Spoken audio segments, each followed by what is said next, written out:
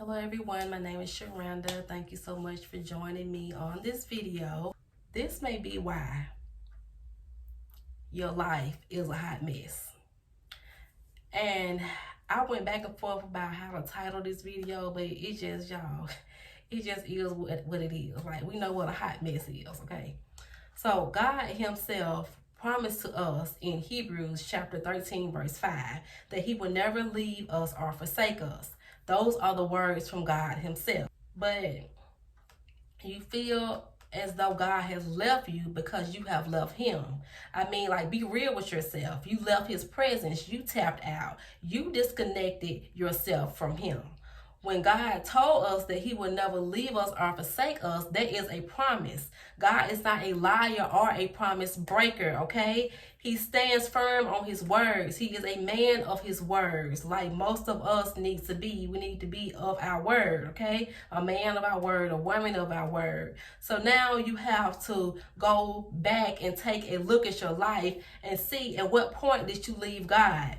Because it's easy to do. It's easy to fall back into old habits. Then you get busy with life sometimes, and then God gets put on a back burner.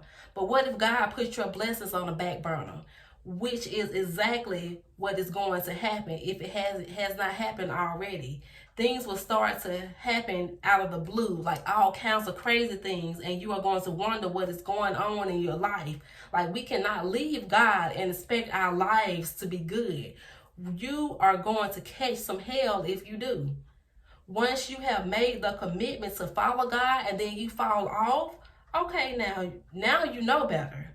Like, you cannot take a dose of God and expect it to be enough to last a lifetime.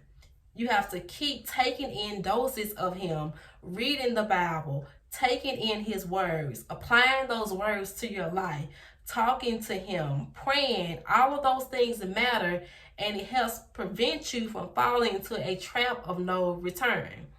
No returning to God is like giving up on him and saying, okay, devil, do with me what you wish.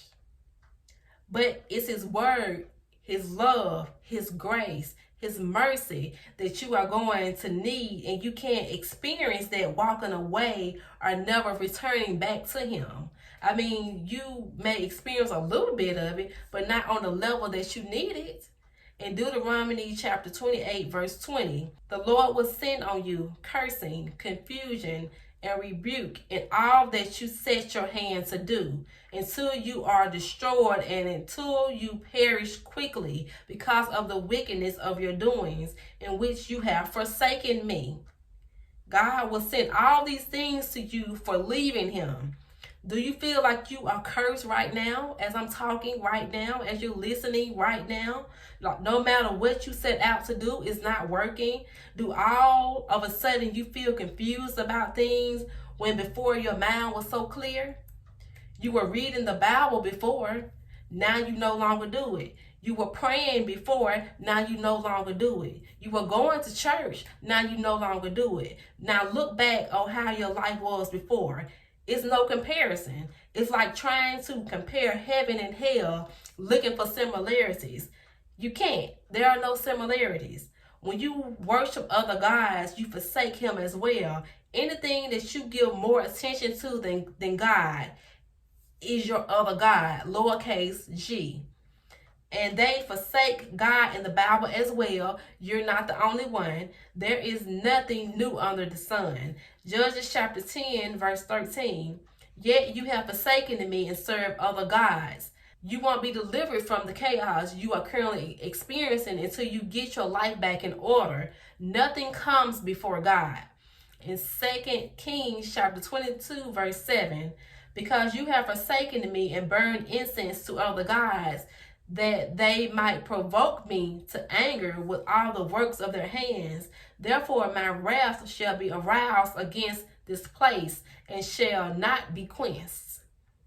You may not be burning incense to other gods, but in the content of the text, they were paying attention to something and worshiping something that wasn't God himself, which is what we are talking about here.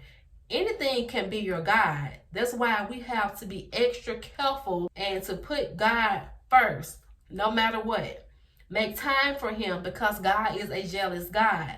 In Exodus chapter 20, verse 5, you shall not bow down to them nor serve them, for I, the Lord your God, am a jealous God, visiting the iniquity of the fathers upon the children to the third and fourth generations of those who hate me.